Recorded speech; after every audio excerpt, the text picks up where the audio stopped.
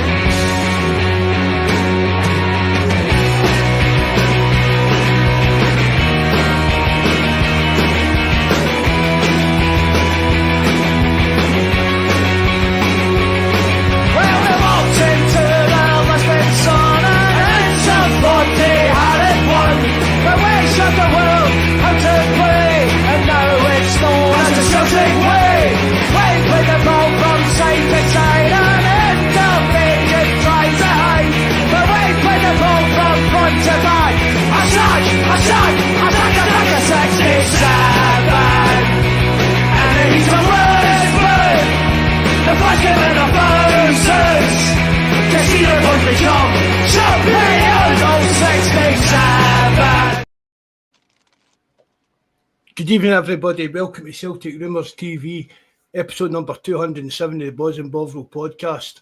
They're not getting through all the spiel again, right? I've done shout-outs, but is that the sound any better? Is anybody? Let us know if that's any better than it was the last time we tried it. Miss his head.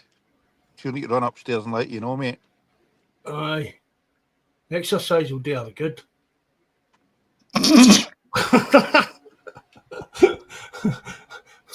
Feel free, Jack. Whack him with something. Nah, I'm sure Bobby would have said it. He would have heard this. Aye. No, there Jack just messaged us, same again. Sure. If it's like that, Mark, then it's, do you know what I mean? You're better off to leave till Thursday after the Champions League thing. It's obviously just playing up, like. I know there ain't even point in doing it, I know. I mean, that's back to 7, that's over half an hour. Well, wait, we have to wait. It's going now. It's all right now. There she goes. Nobody heard me saying that, but I'll wait then on nothing down these stairs, thank God. So is it working? Is everything hunky-dory? I don't know. See, it's not, That's Jack. I can't go. That's Jack, and you hear my lovely voice.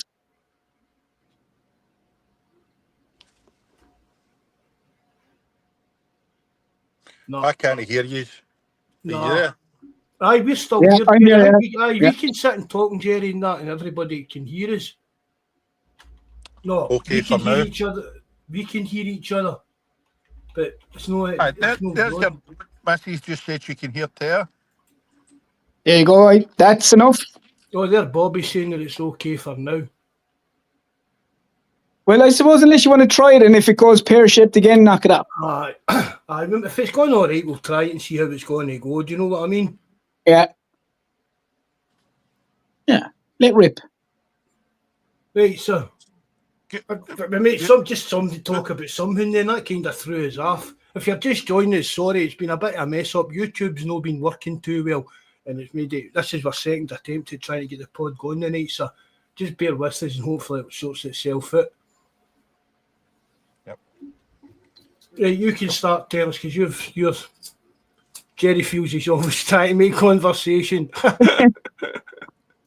Well, I suppose the match, if you want to talk about the Falkirk match, I thought they played lovely football. It was the way I like to see Celtic play. It was fast, it was direct. When they lost the ball, they hunted in packs to win it back. So apart from, for me at the minute, Mark, apart from up front where I think we're kind of struggling a little bit, I thought the team played really, really well. Engels looked like hungry when he was on. He obviously realises there's serious competition for his place now. So I would just like to see Celtic, obviously, you know, they need to start firing up front. Whether that means Maeda goes back into the middle and they put someone on the wing or whatever way, I don't know. But I certainly liked the way they played the other night. And please God, on Thursday night, for me, they just need to come out of the traps flying it and not give this crowd a chance to settle. Not a chance to settle, and try to take a good lead over there. That would be my biggest thing. And be positive. Be like Celtic are going to have better players than these guys. I'm not worried about this game, Terence. No, not this game. I'm not either, Mark. But I just want Celtic to understand that they just grab it by the neck and just sort it out at the start. Yeah, exactly. 100%. Don't be cagey. Don't be worried. Just Celtic know how good they can be, and just perform the same way or similar to the way they went straight at Falkirk. And this team, I can't see this team being able to live with them. No, because I mean, I watched the highlights. I was keeping my wee eye on the kind of scores with that Kairat and stuff, and I watched the highlights. But I mean, they're no better than the average SPFL team. I mean, I really know that there should be no. I mean, I know the people are talking about the travelling side of things and stuff like that, but that shouldn't cause Celtic. That team shouldn't cause Celtic any significant problems at all. Even I know we'll get into it again with the transfer no working out, but yeah, I mean, the Celtic's team, the new, should have no qualms about facing a team like that. Well, Mark, the Celtic team, and whether it was planned or whether the SPFL are doing this now to help the Scottish teams, fair enough if it is. But they played Friday night. They're not playing till Thursday. The bones of a week. Like, I mean, they're not going to cycle to Kazakhstan or wherever this place is. You know what I mean? They're going to get a plane. Like, I know there's time zones and there's all this other stuff. Like, it's no crushed up man EasyJet flight in that terms. Do you know what I mean? Yeah, it's a luxury, innit? You know, they can be out there. They could be out there tomorrow. I don't know what way they're looking at getting there. But if they're all worried about this time zones and all this kind of stuff, Celtic could be there 48 hours before the game comfortably. Do you know what I mean? So these are players that travel all over the world. The Japanese players and everywhere. So to me, there's no excuses about time zones or travel distances or any of that. Just they're at home tomorrow anyway. Or Thursday anyway. But I was talking Wednesday we're home. But I'm just talking against the two ties, like the draw we got. That was the only negative, and that was you say I don't think it's much a negative. Do you know what I mean? No, that was the only thing that you could moan about that draw getting them is it's the other side of the world basically. Apart from that, this team's just anybody shouldn't not be able to lay a glove on Celtic.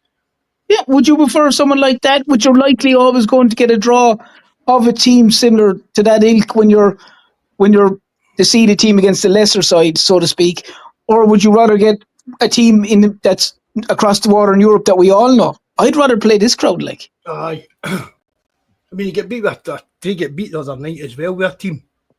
I can't even go to try and pronounce their name. I mean, it's no. I mean, fair dues, there may be a kind of biggish fish in the rain, kind of league, but I mean, the Kazakhstan league, you can't compare. I mean, I know Scottish football's in a bit of a downward spiral for the last 30 years, but you can't compare the way Celtic, the money that Celtic's got, etc., that this team can cause us any problems. No, you can't be saying about people can't be saying about Celtic coming out of the group, coming out of the 24 and maybe possibly winning a knockout group, and then been worried about playing these guys to get there. Like, do you know, it doesn't. You know, they just need to be professional, do the job right, and they'll get it done. That's my opinion. With Patrick McLaughlin saying they were 2-0 up at half time and ended up losing 3-2. But they made 5 changes. Oh, he's there. John's back. All is well. Yeah, what are you saying, John? About the qualifier about Wednesday's game. You going to it? No, you said you didn't know. No. It was my own wee dirty protest. Nah, I didn't go to the.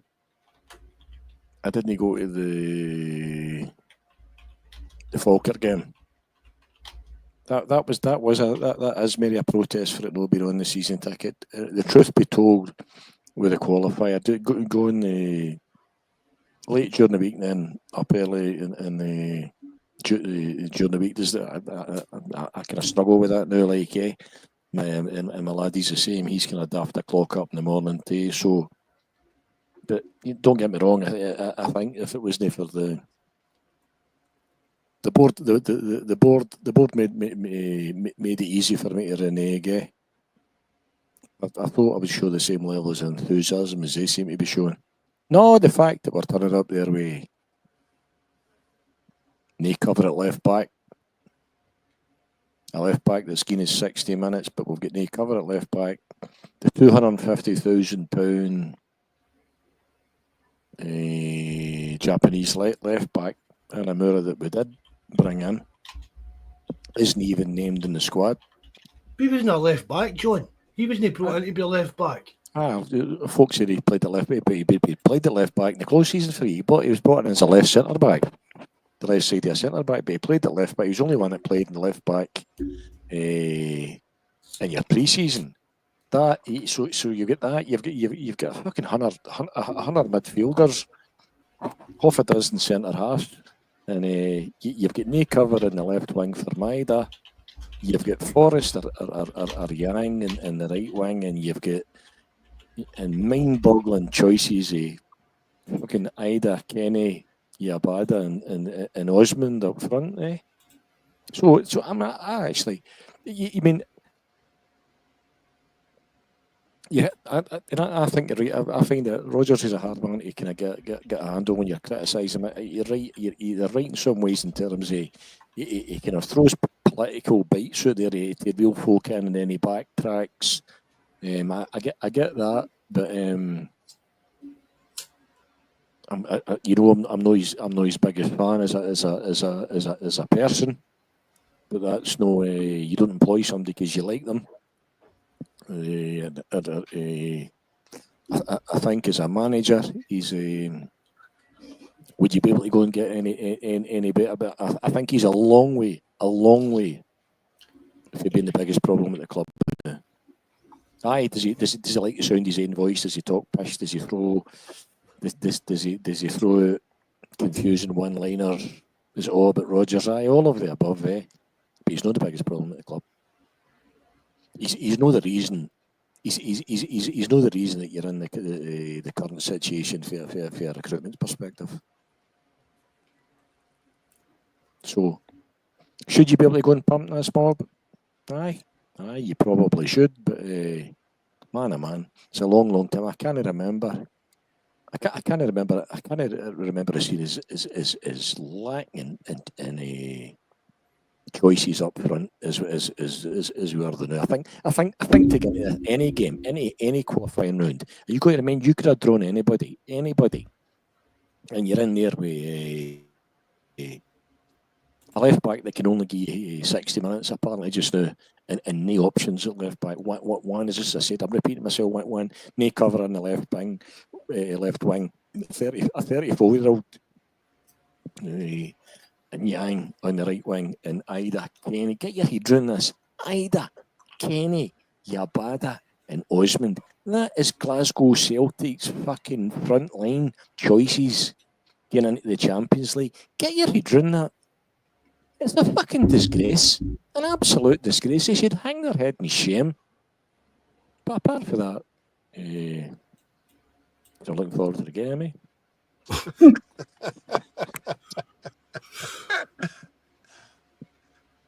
That's going to get some. See if you know how to clip that. Somebody clip that full speech. We'll get the next Fergus McCann. That's what he'll read out in the steps of Celtic Park one night, John. Tell me, I'm reading Trusted. I've been saying, I was saying when Angie was here, there was no process, there was no strategy, there was no business plan. It's a scattergun approach. An absolute scattergun approach. I've called them out as been out their depth. It's been a well-run business, but a long way from being a well-run football club. Called them out on it 2 or 3 years ago. John, we've spoken about that when we started doing podcasts, didn't we? Absolutely. But that's what, John, I was trying. Maybe see now what I was trying to say in words the other day, and it didn't come across the way. I've said on podcasts, John, for years, right? It's like we'll moan all summer about the board and what they do wrong, right? And I mean, that day I'll give them a lot of due because what they do right, i.e., making money. But that's right. But then they should be taking a step back and letting the football people make the decisions, right? We've been on about that for years, and nothing's changed. They've not moved forward in any way, and it's just the same thing no matter what manager comes in, but we need somebody that's going to actually have a direction to point the club in. I'm on here as saying before. What is the direction? What's the business plan? What's the strategy? What's where do you want to get to, and how are you going to get there? All the basic questions that you would ask of any business. It seems to be, John. It's make as much money as we can make by spending as little as possible, and trying to scrape into. As far as I can see, they nearly feel like if we can scrape into the Champions League, the playoff system or the group thing again, they're happy. And if they get inside the top 24, great. If they don't, so be it. They've made money. Rogers goes the more appearance. Your chances of attracting a manager of that calibre again. Zero. When Celtic Park has got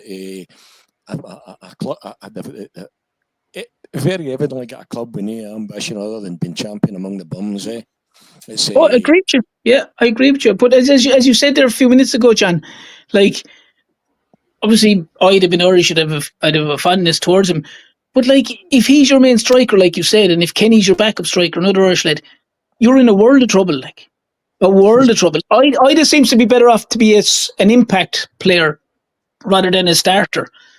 And the problem I have with it as well is the worrying factor is there doesn't seem to be any inkling whatsoever that there's going to be anyone coming in. They're saying they brought in 8 signings, but realistically, there's probably 4 or 5 of them are not even going to be involved in the first team. The 2 Japanese lads, the lad from Fulham, they signed obviously another lad from Greenock Morton, and with the greatest respects to the young lad, they're counting him as a signing. You're kind of, just like me buying a hairdryer, it's kind of grasping at straws, like. But the young boy for Fulham, I mean, he's not been signed as part of the Celtic squad. I mean, he was out for. No, but they're taking him now. But they put him down, Mark, as a signing. So when they go, we have 8 signings or 9 signings or 10 signings, whatever is levels of signings. But the argument will be, right, you've signed it, but tell me what are first team signings? What are first team signings? What are someone that's going to make an impact in the first team? And what you've got, realistically, you've got Tierney that, as John said, can only play a certain amount of times, and you've got, is it Nygren, the Swedish fella? Other than that, unless I'm mistaken, I can't think of anyone else. Like, Terence, it's absolutely fucking scattergun approach. Excuse my French, it really is. Anybody. I mean, anybody that can see see if you think this Celtic, doesn't matter who you bring in here as manager, doesn't matter who you bring in. It's you're going fucking nowhere. You started against the Germans last year. You were a ball hair away from to progress into the next stage. You give them a run for their money. Your front line was Maida, Jota and Kuhn. You started with that was your front line. You started with that week, and now, as I said, let it sink in. Get your head around that, and I would love. I does Irish his mammy's way. Hamilton, I believe, Mark. Glasgow, Hamilton, maybe even. Sorry, who, John? I does more. So he's. What? I don't know, is she? No, she no. I thought she was Glaswegian. Well, she might be. I might be talking pants. Anyway, he's Irish. Somebody will pop up in the chat with it. Nobody would want him to succeed more than me. Same with Ken. He seems a lovely lad, But get your head around about Celtics.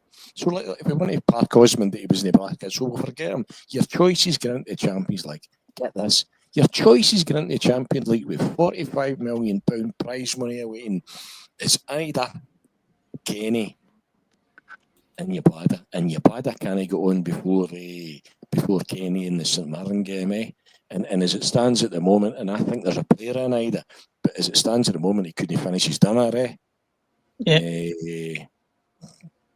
He's obviously a confidence player. I don't think he's had any abuse. I hope he's not on social media. I thought he might have turned it around by this team. If you think back to who he played, and I'm fed up here about what we paid for him. Part that one. Adam Ida, doesn't he? Adam Ida doesn't come on loan for 6 months. Arguably, you don't win the league and cup, and you don't qualify for the Champions League last year. So, which earned you 30-40 million. So Adam Ida had paid his sell before he got here, right? So that's just a boring argument that time. So you think of the player that scored the goals, the return you have had, Adam. I don't remember the game he played. Remember the game he played against Kilmarnock? Absolutely terrible. He was fucking outstanding. He was brilliant. He was fantastic. It was fantastic. Aston Villa is well. So there's a player in there. Is he a first choice striker for Celtic? No chance. But is he a capable deputy? If you had a first choice striker, I just can't get my head around about. We've not said a striker, and I can because I know. I think I could kind of. I'm not any listen. I'm not any closer to the Celtic board or understanding how Celtics work any more than you are. I'm just looking at it. Yeah, from my experience of business in terms of when I've seen, as I've said this before, when I've seen owners, boards of directors taking companies as far as they possibly can, and I think you can't take this any further here. And the whole thing just reeks of this. I look at it, and my brain tells me, do you like Rodgers? You don't employ somebody because you like them or you don't like them. He's a long way from here to be our biggest problem, as I say. Is Michael Nicholson your problem? No chance. Because if Michael Nicholson was your problem, Rodgers would fucking bypass him and go to Dermot Desmond, because he's got Dermot Desmond's ear. Is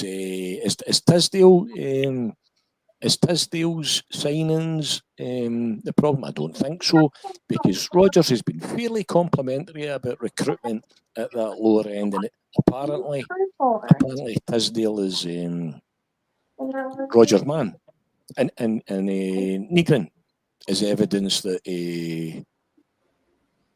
I'm assuming it's a Tisdale signing.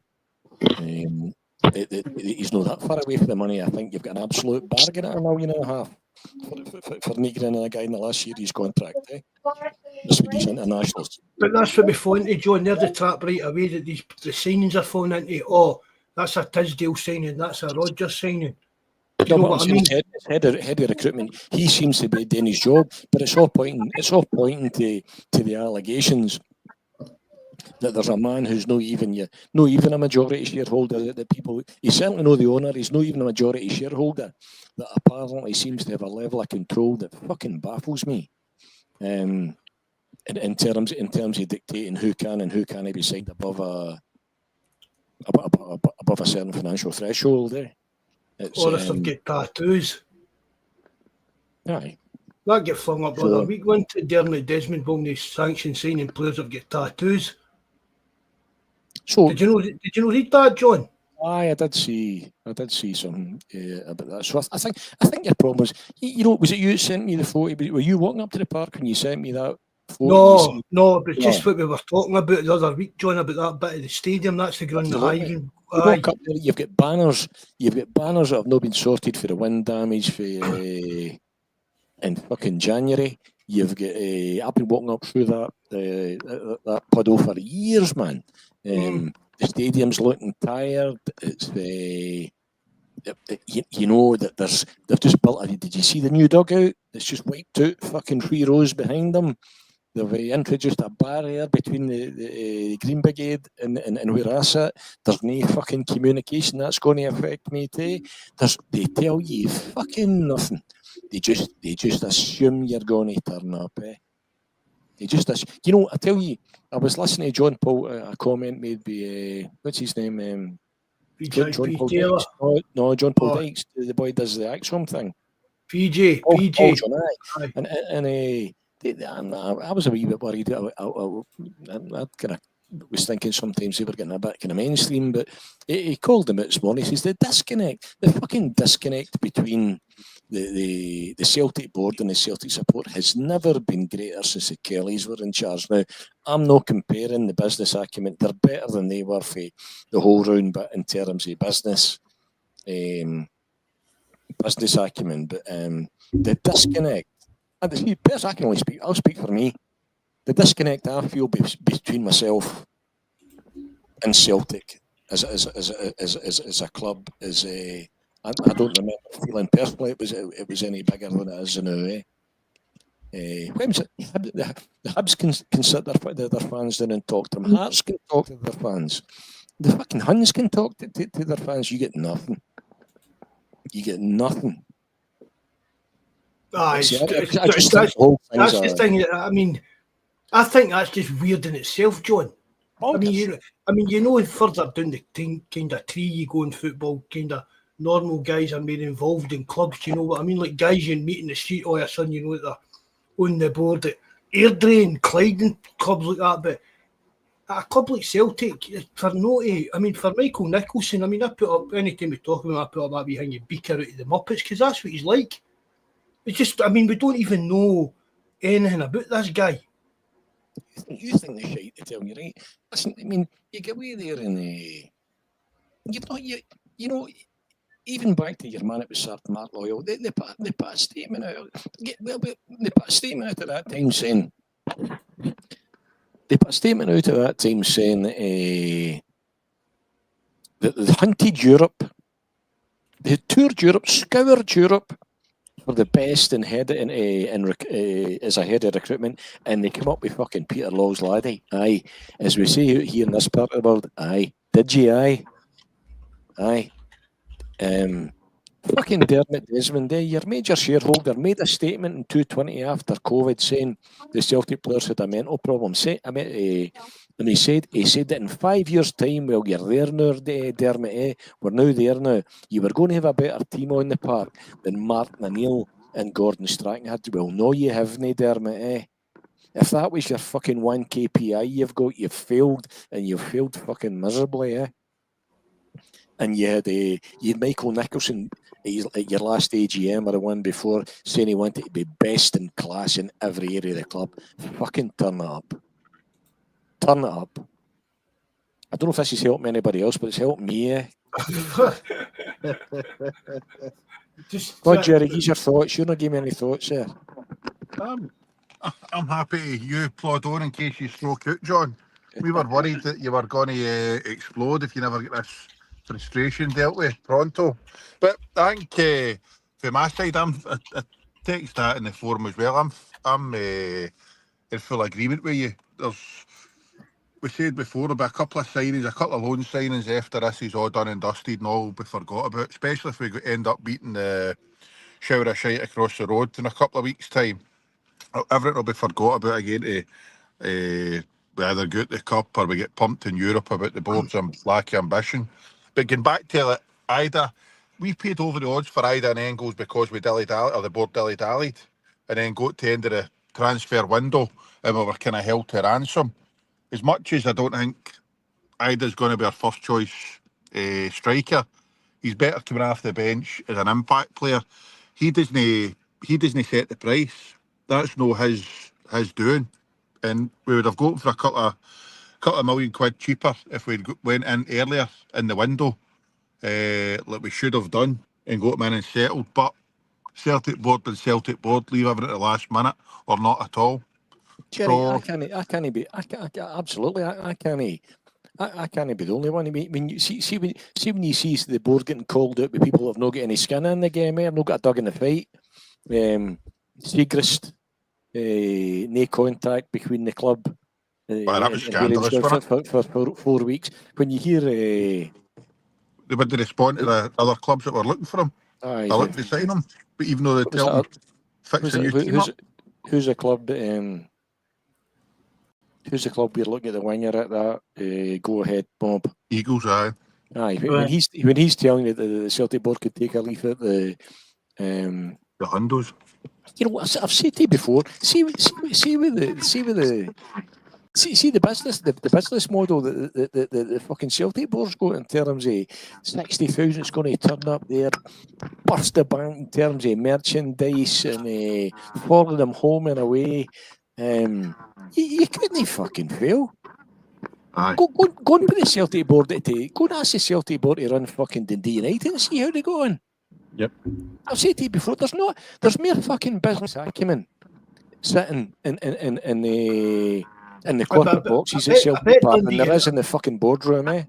I bet there are guys at Dundee United could probably do a better job at Celtic, John, Absolutely. the people we've got there. Because Absolutely. I've said this, and I've said it all the time. What you talk about, John, when you get into businesses and the guy's owned it. He's knocked his melt in for 40 years to build his business up, but it's not gone right now because the business is grew you, mate.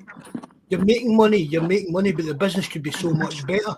And that's what I think the Celtic board does, John. Like we can sit here and say, oh, we could go out and spend this, we could go out and do that, right?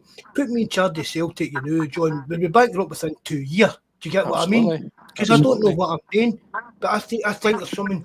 I think it's a kind of fear. These old men are scared to gamble on millions of pounds because they know how bad it could get if the fans in that day really turn against them. But I also think, Mark, as well, though, the Celtic board they play on the fans' emotions, the supporters that go every week, because they do this year in, year out, like Jerry's just said, in regards to transfer windows and stuff like that. But they know they're always going to have people going to the game. Like John and Jerry and a lot of the lads, Jabber and these guys over there. It's a way of life. You know, they know that the emotional attachment between the supporters and the club is always going to be there. And they kind of just take it for granted. Well, they do take it for granted, the board do. And their notion seems to be that they don't care, like. See, any other walk of life, that's called an abusive relationship, eh? Oh, I agree. I agree with you, but they're just playing on the people's emotions, and as I said, like it's especially to the lads that live over in that neck of the woods in Scotland and Glasgow around there, and even a lot of lads that I know in Ireland. Like Celtic's more than just supporting Celtic. It's in a sense it's a way of life to some people, and the board are just. The board just know that they can hold people to ransom with that, and whether Ida is the first team striker or not, they know that more times than not, they're still going to get to sell their season tickets. They're still going to sell the jerseys. You know, some people they wouldn't be physically able to turn their back on Celtic because Celtic is in their blood. It's in their DNA. Like, no, personally, I learned to draw the line. Sometimes you need to learn to draw the line between your love of the club and your detestation of the board. But even in terms of a purely number crunching business perspective, we don't need to rewind the clock too far to see when the top tier, we couldn't fill the top tier, eh? Oh, I agree with you, John. I 100% agree with you, but it's not that I don't think that you've got my generation that saw Celtic being very much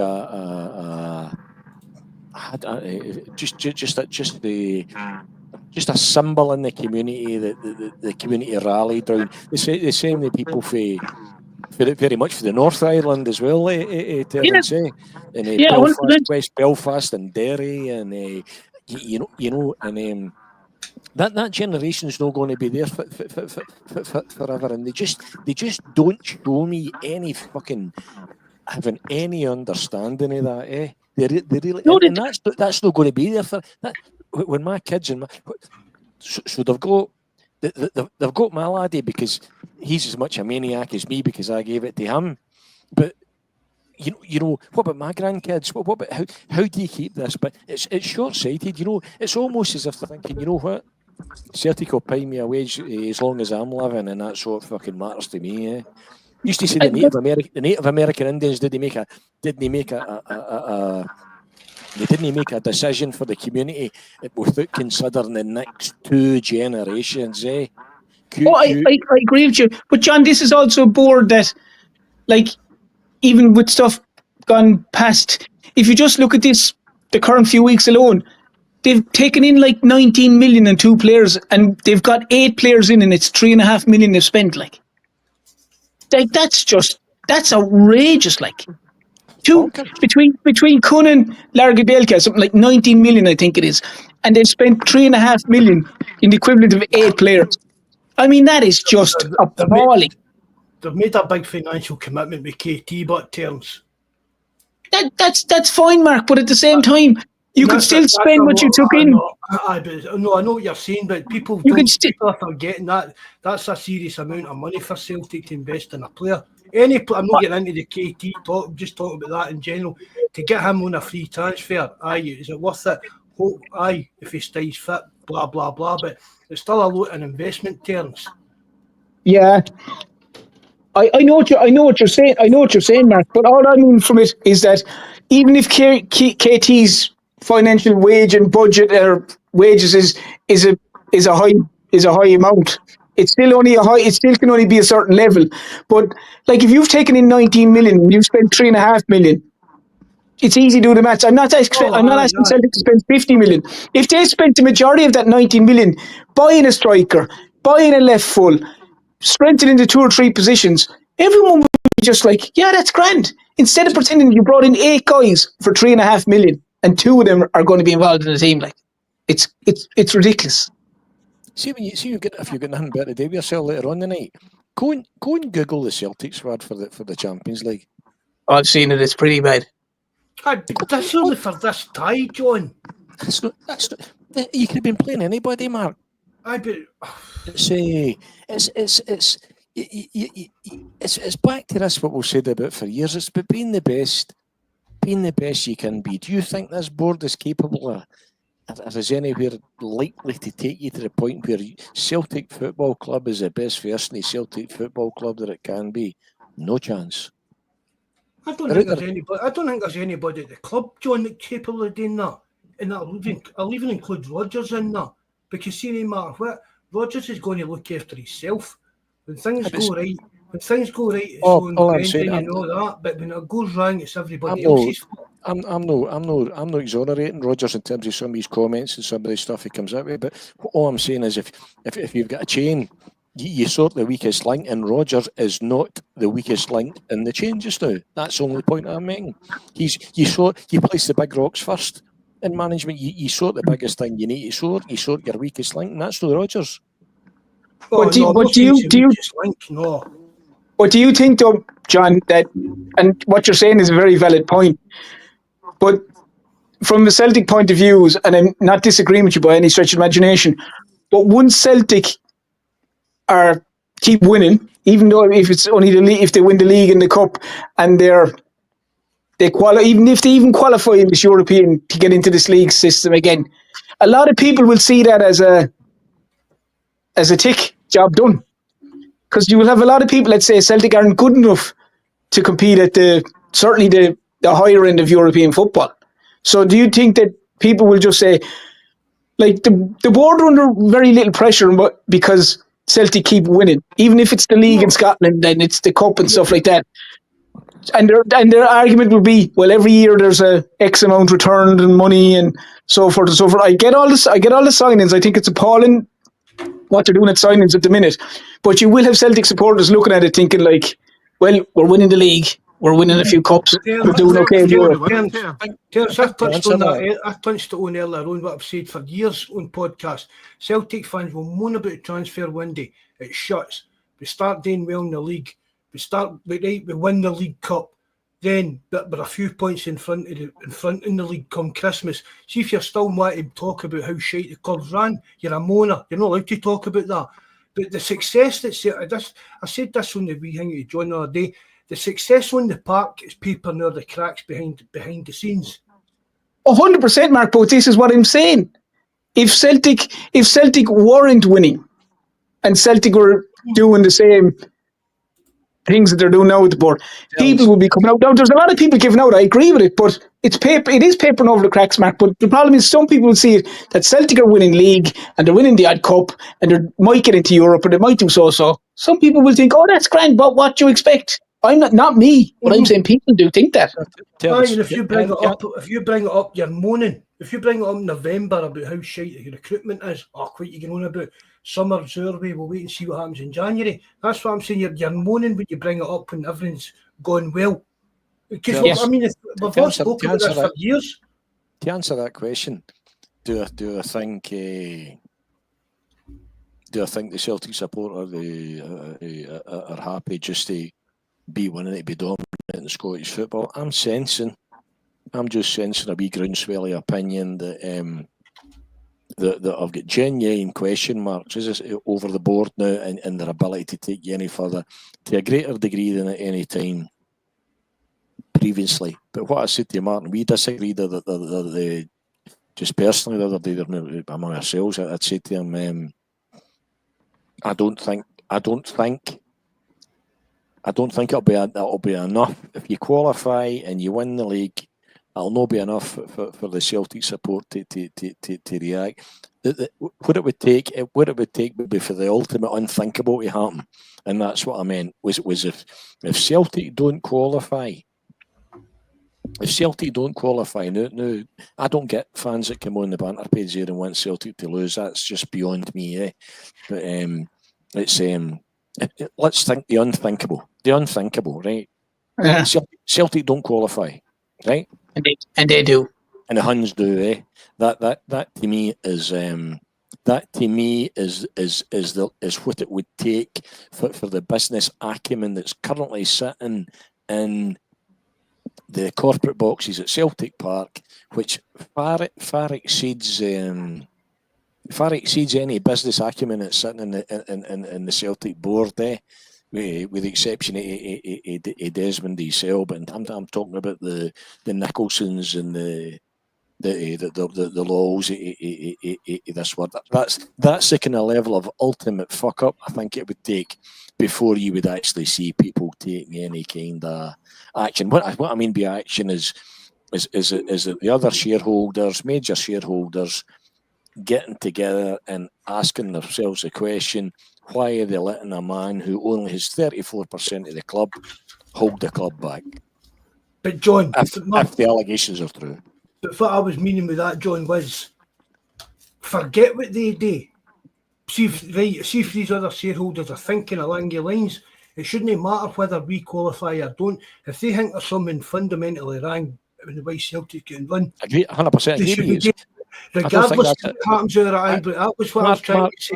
I agree with you 100%. I don't think it was an either or. I think it was a both and. I was saying you agree if they should act now. But the point I was making is I just don't think if they qualify, we get a run in the Champions League, and we you win the league, win a double, win a treble, you will. Rosy again, you're not allowed to moan. I'll tell you, it'll not be rosy, but it'll be rosy enough. Aye, that's the thing, John. Celtic come right. You're going on about the worst case scenario, right? What about the best case scenario? Right, in the next 2 weeks, we sign 4 or 5 players. The Huns get out of the Champions League. We qualify. Brendan Rodgers signs a new contract. We win a treble next summer. Who's going to moan about the way the club's run? Nobody. For me, the damage is done. For me, that doesn't change the fact that it doesn't matter what happens for here and in now. I'm still at a position on a Monday night that I'm facing a game in Wednesday night with £40 million prize money. I've got a left back that gives me that to date has given me 60 minutes. I've got no cover. I've got no cover in the left wing. £1,000 a minute, John. Right, I've got more than you. So and he gets to finish at 2 o'clock. He came early, eh? And I've got no cover at left back. And I've got James fucking Forrest, great servant to the club, but he's 34, eh? And Yang, who the only reason we've held on to is Tallio is because of the fucking state we're in. And as I say, I'm going to repeat it and let it sink in. The Celtic front line. I've watched Kenny Dalglish play for Celtic, Henry Larsson, Chris Sutton, John Hartson, recent times, Griffiths, Oddjohn Edward, all of the above, Hooper, whatever, the Australian, McDonald, whatever. We've got fucking Ida, Kenny, and Yabada that we've not even seen yet, hardly. As your front line options with 100 million in the bank. I don't care what anybody wants to dress it up as. That to me is just bizarre, a dereliction of duty, a failure of fucking biblical proportions. I don't think there'd be anyone that would disagree with you in that regard, John. I fully agree with what you're saying there. But I don't know why. As I said, if Celtic taking in 19 million for 2 players and they spend 3.5 million of that, why they can't spend X amount on a striker and X amount on a fullback? I'd even get in. Might be not. I spoke to Mark about it today. It was generally rumoured. I'd take Vardy in if they needed it. I would, because I think he'd be like the way Defoe was when he was over there on the other side. I think Vardy'd be perfect for Celtic. I thought the same. I said the same thing to Martin. I don't know. I don't watch English football. My world ends at Carlisle. Terence, you've heard me saying loads of times. I could even tell you who's top of the EPL. No interest. If I hadn't seen a steaming Liverpool supporter in Santa Ponsa, I wouldn't have known they'd won the league last year. No interest. Don't care. But I asked Martin today, could he do, given the situation we're in, could he come in as an impact and do what Defoe effectively done for them? But the thought that came into my head, I woke up, and this is when I know I'm getting bad. I woke up thinking about them just the other morning there, and I thought, see that goal? See, we've to go to Ibrox shortly as well, and see that? And you remember when we went on Rodgers' first game and we went under strength? You remember that? And you remember the goal that was scored? I tell you, 2 players. O'Reilly heads the ball on, and as much as Mark criticises him, Kyogo, see the finish of Kyogo stretched his leg to finish that with one touch. You've no got a player that can do that just now. You've no got a player that can go and create a moment of fucking magic like that on the park now. And I think that's just that's unforgivable, Terence. But it is. But that's why I'm saying, if it was me now, and it, from reports that you see, and we're talking to Mark again today about it, if Vardy is available and Vardy wants to come and something can be negotiated, I'd have him in the door tomorrow. This is the guy that scored 20 goals last year in the Premier League. This guy would score goals for Celtic. I wouldn't mind them coming into. I mean, we've spoken about this before, like these kind of big Hollywood signings that the Huns love. Do you know what I mean? Vardy ticks the kind of boxes, a bit of a circus about them. But there's no doubt he would score goals. But I'm not wanting Vardy to come in as like a new main man. But I understand that, Mark. But for now, it's going to be like ex-striker.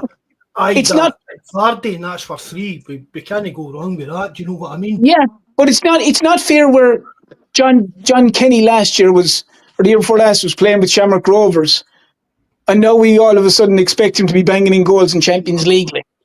He'll be getting back out on loan as well. I don't mind even if he stayed if he was involved. If they had Ida and they had Vardy and they had Kenny, and if he goes, if they got someone else, when they're not going to get someone else, let's be fair. But if Kenny's there involved in it and he happens to be the third choice striker or whatever, they get a winger that they can come into the middle again. I don't know, but if it was me and that option is there, I'd be trying to get that over the line as quickly as I could. I wouldn't disagree with that either, Terence. I don't know anything about the guy, but I mean, unless he's a burst ball, if he scored 20 goals last year, as you said, if he's I mean, is he? He's a Lee Griffiths, John. He's a wee horrible, wee nasty wee. That's what Jamie Vardy is to me. Yeah. Oh, he'd drive the other crowd up the walls. I mean, I'm never liked Lee Griffiths as a man, but I loved him as a player for Celtic. Do you know what I mean? That's separate for me. Vardy would be that same kind of category, John. If you like, I don't know anything about him, honestly, Mark. So I genuinely don't know anything about the guy in a personal level. But I can only talk about it.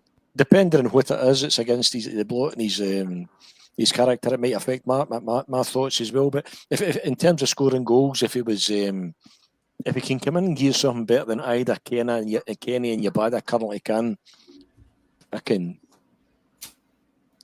pull your boots, bring him in.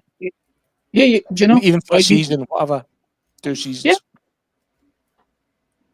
I'd be the same. I'd be the same boat as I said. John, I spoke about Mark today. We just sending a few texts, and I'd be 100%. I'd be having him in. The guy will score goals. The guy, regardless of what, like you said, the type of character he is, X, Y, and Z, or whatever. Well, he scored goals. Aye, and that's all you want. Grinding out nothing each against St Mirren and Dundee at Celtic Park with 20 minutes to go. You could throw He's a poacher. Aye, you could throw Is him. he a poacher? Is that the type of player he is? A poacher, eh? Honestly, he plays like Lee Griffiths, anywhere. didn't he? Aye, he actually plays the same kind of way as Lee Griffiths. Griffiths did, eh? Just a wee horrible, wee nasty, wee nippy, wee cunt of a player. No, just somebody would might play against, eh? Oh yeah, most centre backs, I imagine, hated playing against him because I'd say he's horrible in that regards. He grafted. I mean, again, fair play to the guy. He grafted his way up. I think he didn't start playing professionally. He was like 25 or something, wasn't it?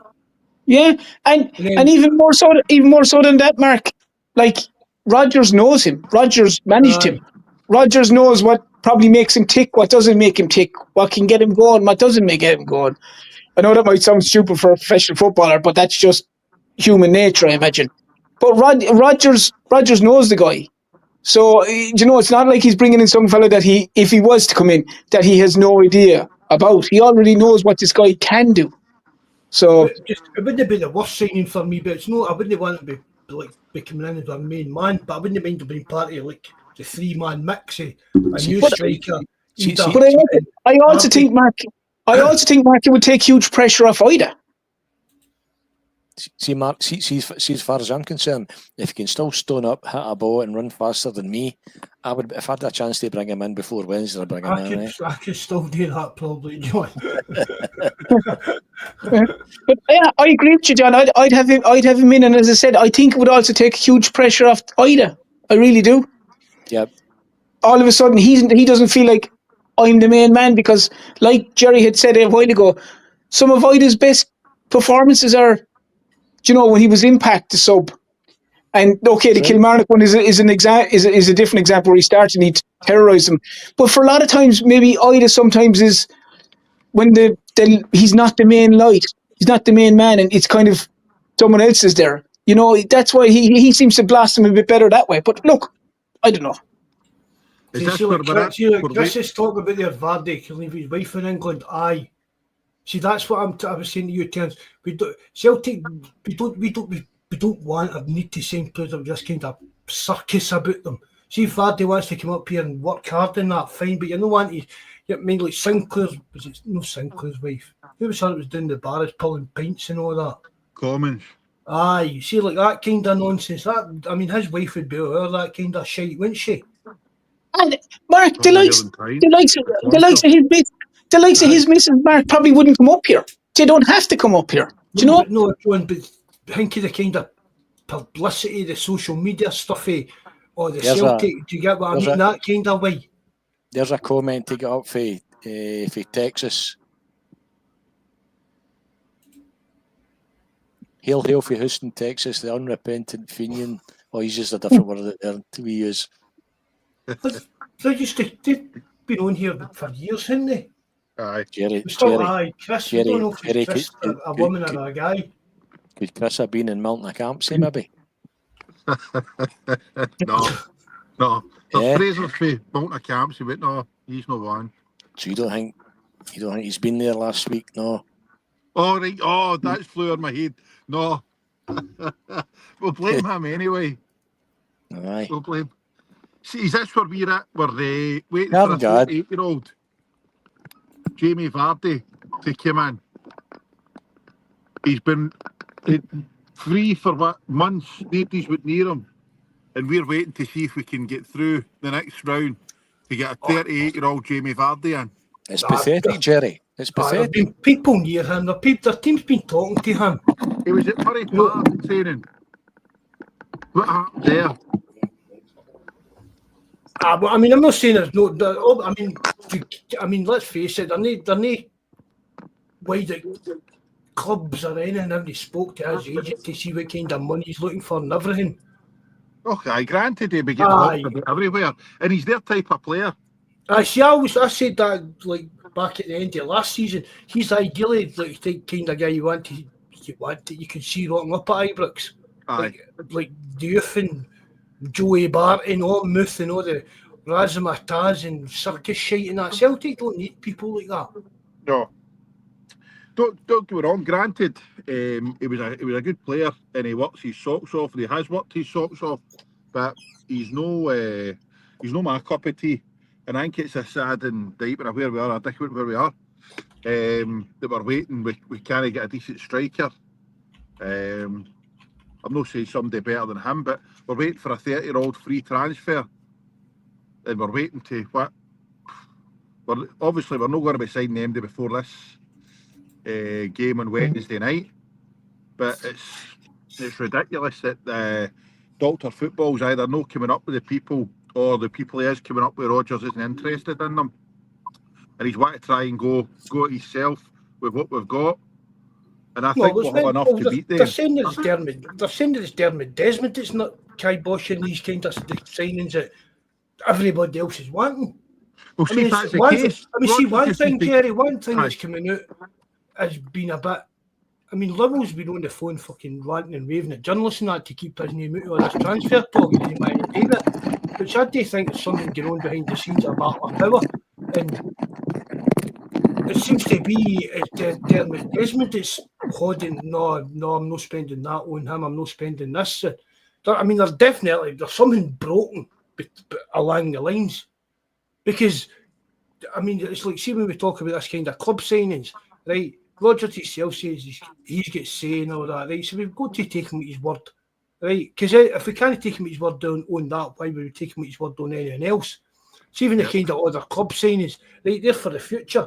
But if he's pushing to get players in, and he's not actually, it seems as if he's saying, I don't know, is it Dermot Desmond, or the gossip is, he's no one to push the button on these signings? Who else can it be? Just process the elimination, just stand back and have a look at it. For years, Liverpool took this flack. Was that warranted? With what's going on in this window? They're yes men, they wouldn't have been there that long. Aye. If they weren't yes men, they would have been away a long time ago. Law was good at his job, but if he was the toe in the line, I think he would. Desmond would have got rid of him, and that's how every year we could all vote for them. That board to change, and Desmond and a few of them. It's a closed shop, and for me, that's part of the problem. See, some of the ones in the board will be getting complacent because they know they can't be touched. They keep toeing the party line and they're fine. It doesn't matter what we say, what we want. You can vote them all out and makes no change. It's a bit like the independent politician that says he's going to do this if he gets into government, and as soon as he gets in and goes to a particular party and he's told, no, you do what we tell you. All of a sudden they change their tunes. It's not even as good as that. They don't commit to fuck all. They don't tell us. They just treat you like they treat you like mushrooms. They say just keep you in a damp, feed you shite. Everything up. That's the problem. Absolutely, but everything man, like, I'll need to go to confession after this, but everything I can see them touching, they're making a hooling cunt of everything.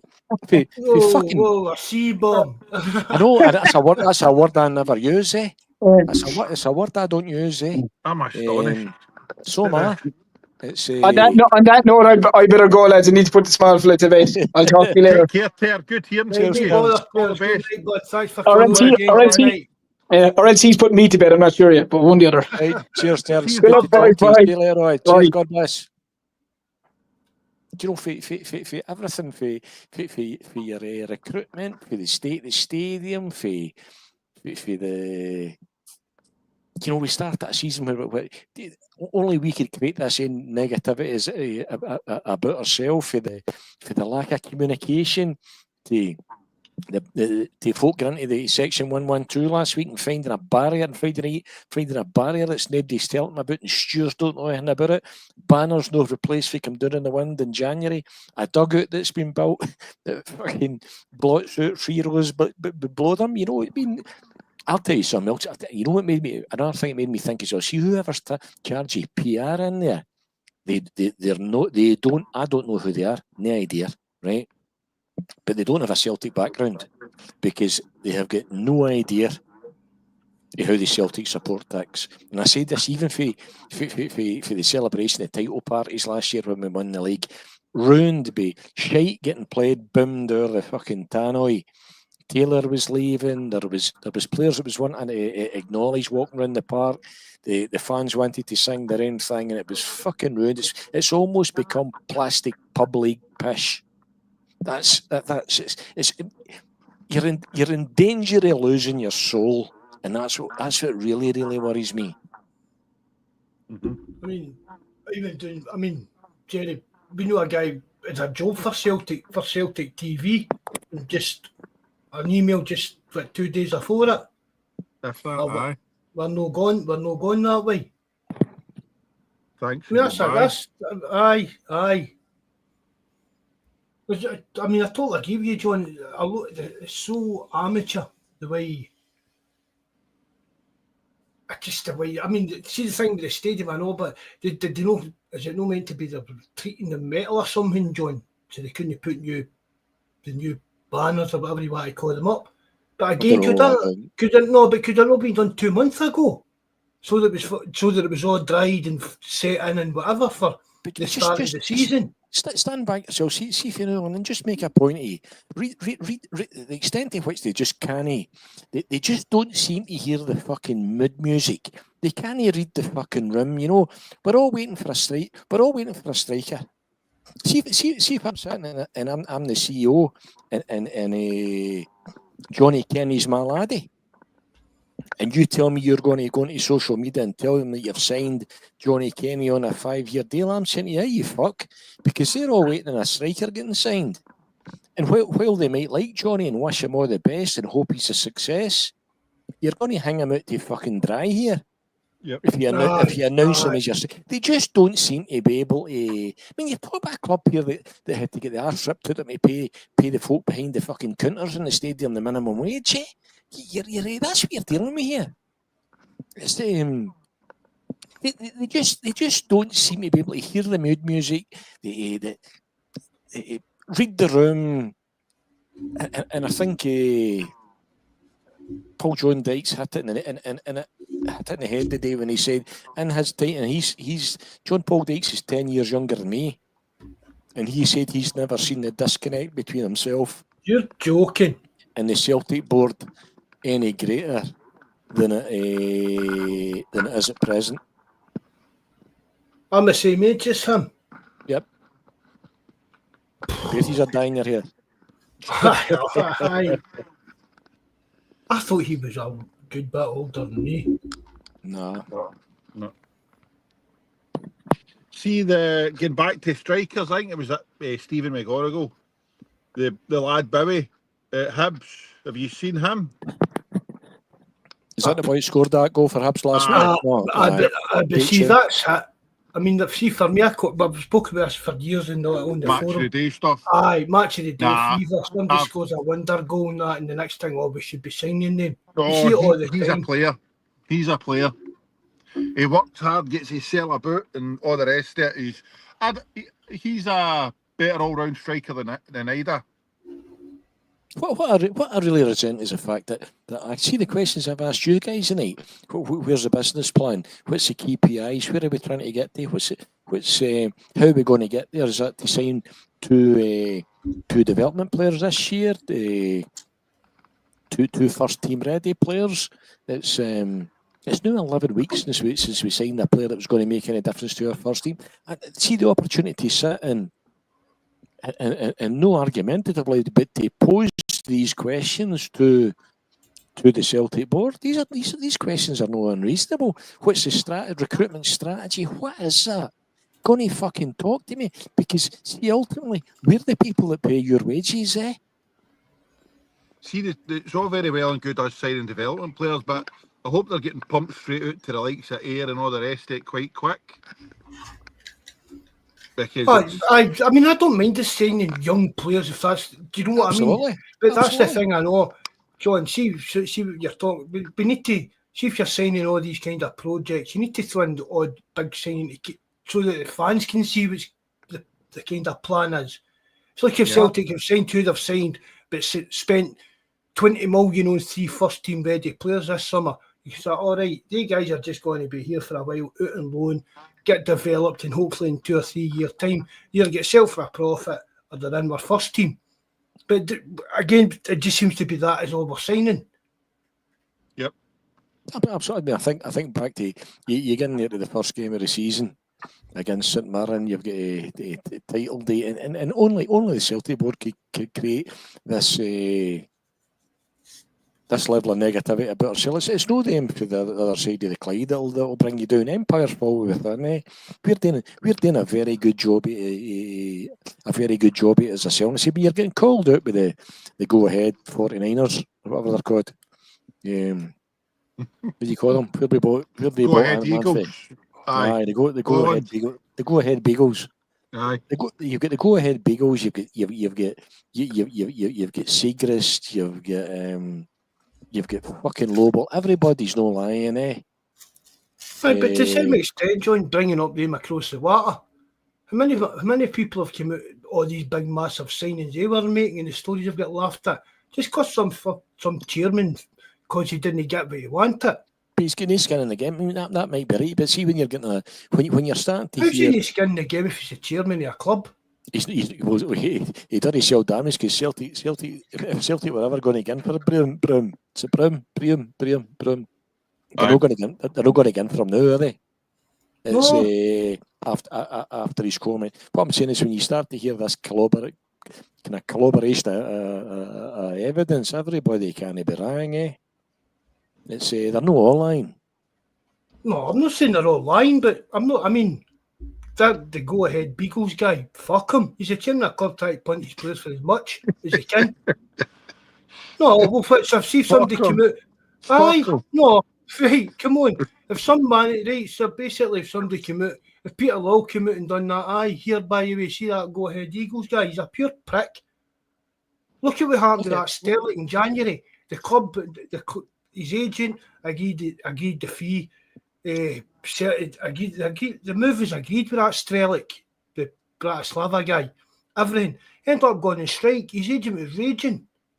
So who's in the right or wrong? Just because this boy for Go Ahead Eagles came out and slagging off Celtic, well, aye, fuck him. No, Benjamin Segrist. He came out to be the third choice keeper. What the fuck does he want? What else did he expect? He was wanting to go. He was wanting to go and Celtic never responded to it. It's just pure great. Do you know what I mean? It's not just. So you don't think, Mark? You don't think there's a fucking body of evidence there now? A body of evidence there now to tell you that the Celtic board are lowballing offers and are fundamentally incompetent in making a hurry. In the recruitment, players might be getting identified, but they can't get them over the line. Whether that's because Desmond or for whatever reason. But no, John, you don't think there's a body of evidence to take it? We wasted 9 million on Big Ida. We wasted 11 million on Engels, right? But big bad board. There are no bites paying that money that the Go Ahead Eagles chairman wanted. So it's good. It can't be both ways, John. Just because Celtic didn't pay what a player wanted, isn't he on the board? No, I'm not saying you should always get in and meet a team's request in terms of their fee, but when repeatedly you don't meet it, and when the differential, see if you think a player's worth 2 million and they think he's worth 8, why are you fucking signing him, eh? Just why are you there? Why are you at the table, eh? All that matters is what somebody thinks somebody's worth. That's what something's worth, is what somebody's willing to.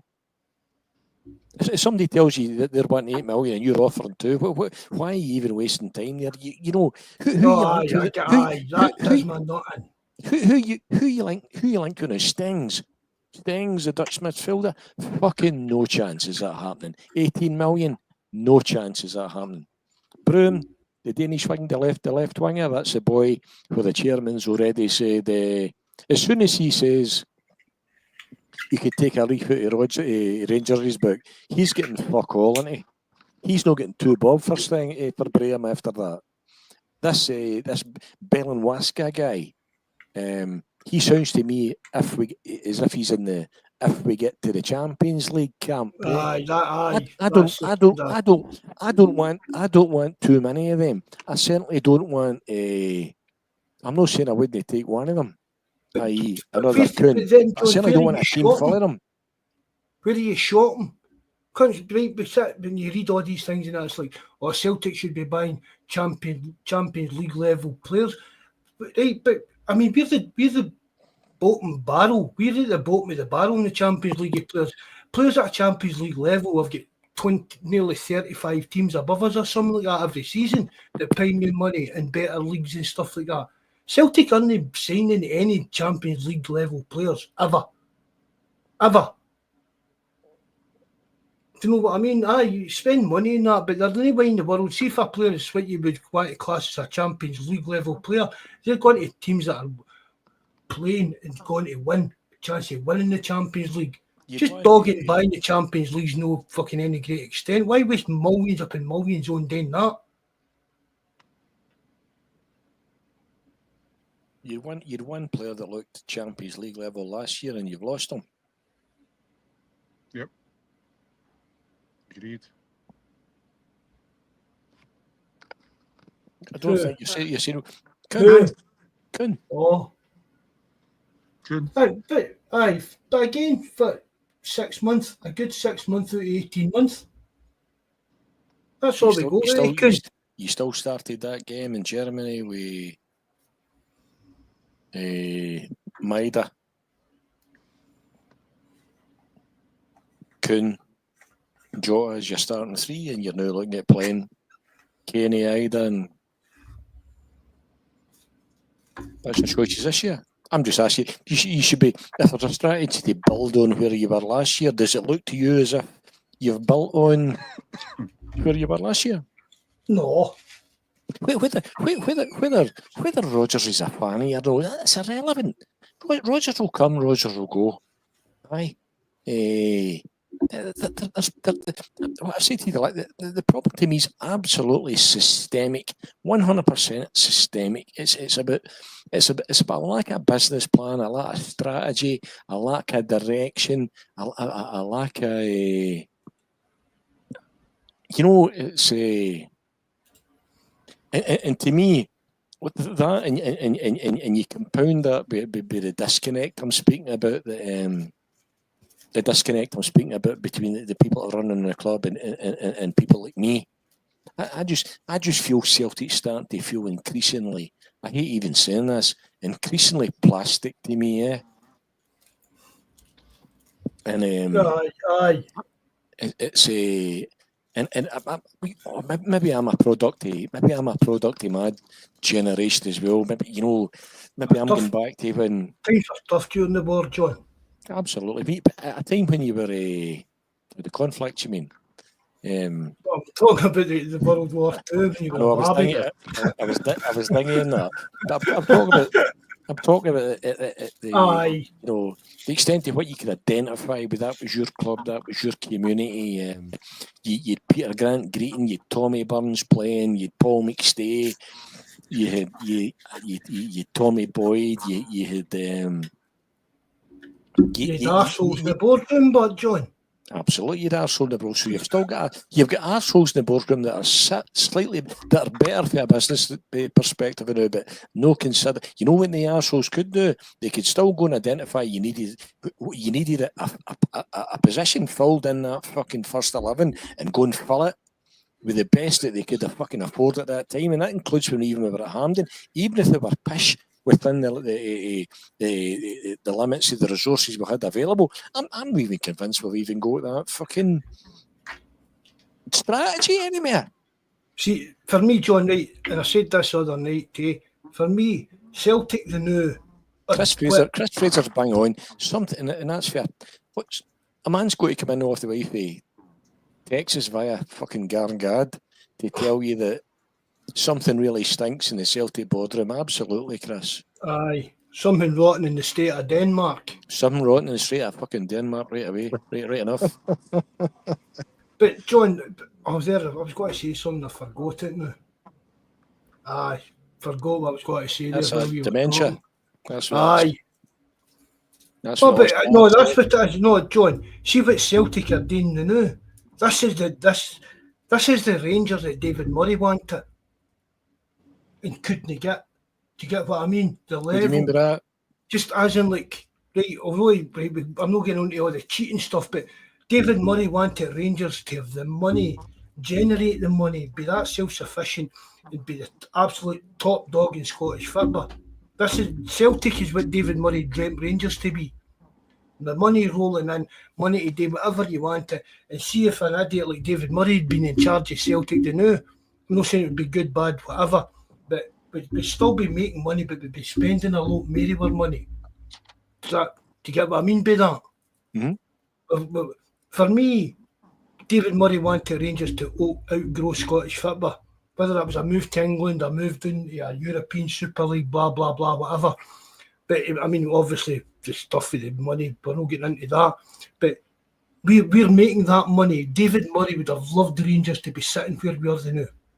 Do you think, can you imagine David Murray taking his one wee dodgy leg off our throat if the foot was another, if the boot was another foot?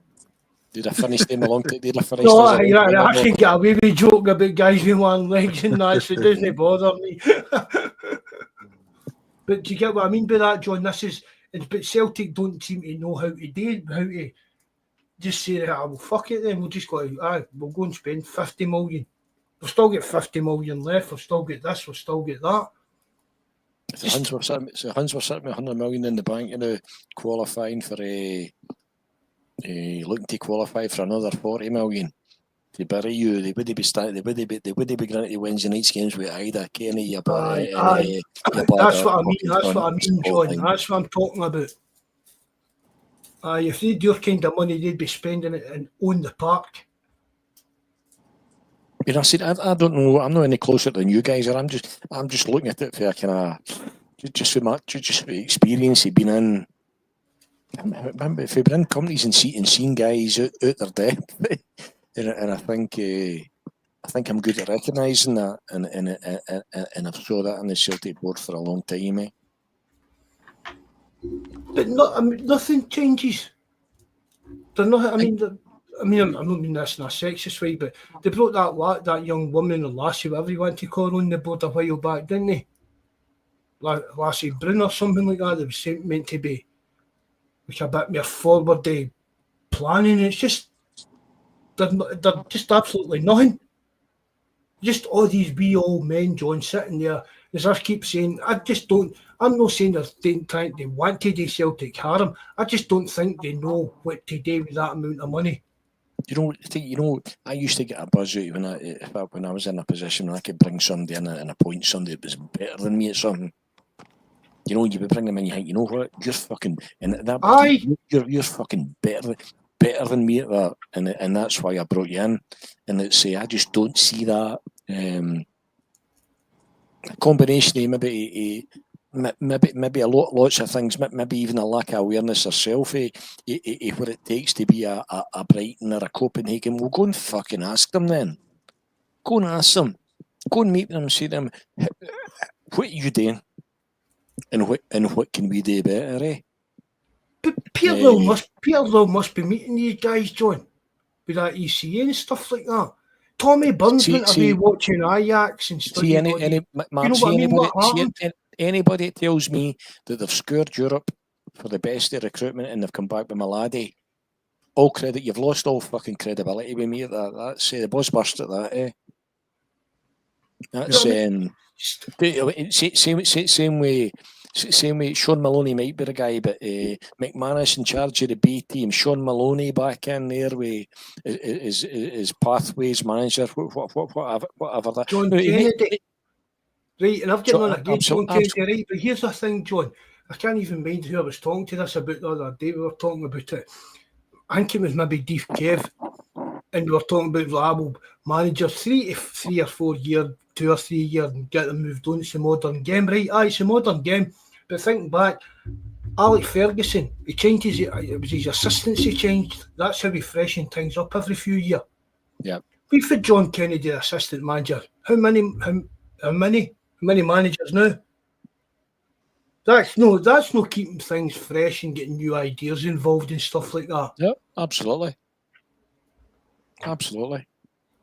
I mean, even like Baby Stratton, the data stuff, that's to me, that's just having an eye for football and being able to work computers. That's for me, that's a mere technical job. And do you know what I mean? So you keep that on. But just for Kennedy to constantly be the assistant.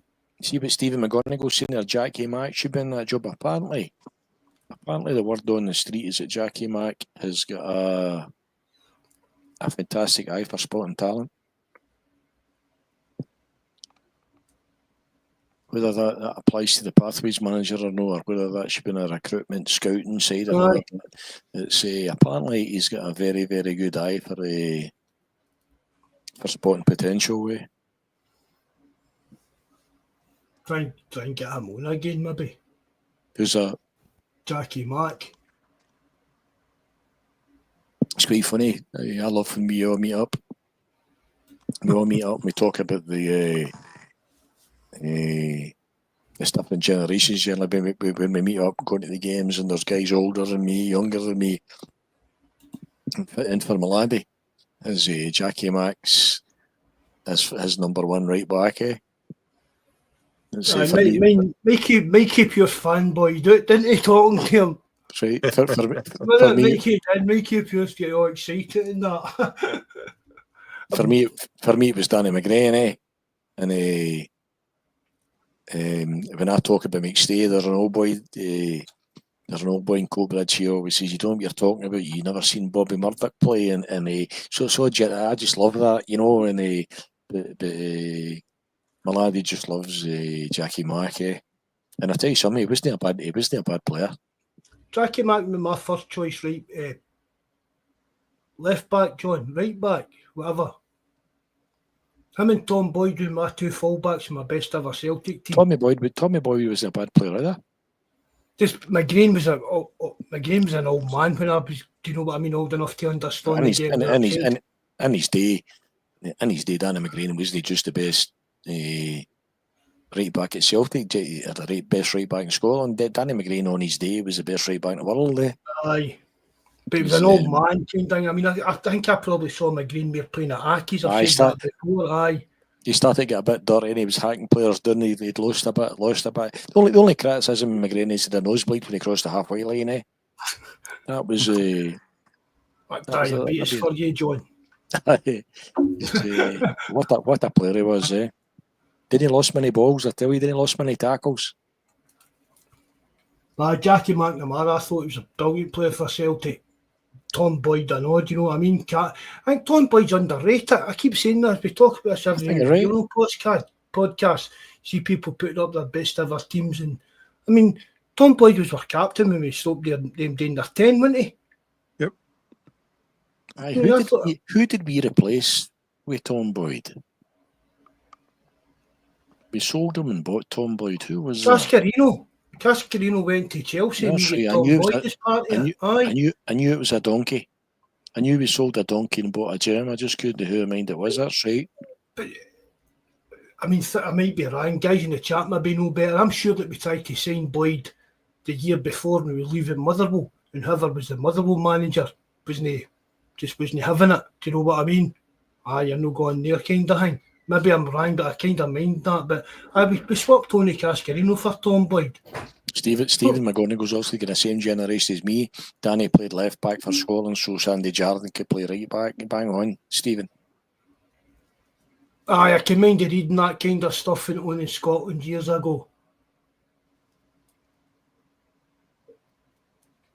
But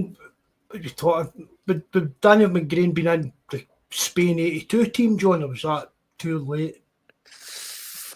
Oh, I can't remember now. I can remember my first kind of World Cup year. I remember the 74 team. In fact, the 70 team was that Zaire, 74 Germany, and 78 was Argentina. Argentina, 82 Spain, that was the first World Cup. 82 Spain, aye. What about you, Jerry? Guys, right? Your first World Cup? First World Cup, 1990. Shocking, man. That's the first kind of it was on. First, and then the one I really remember was obviously 94. In America, USA 94. And that's when after that in Larson with the dreadlocks, we heard they was coming to Celtic, man. We were dying for it to happen just because he had dreadlocks. And he done not too bad in that World Cup. But he was involved in the most boring game I've ever seen in my life, that Brazil-Sweden semi-final, was it? What are you talking about? Larson in America, 94. When did Larson join Celtic? What? When did Larson join Celtic? After that, 96, 95.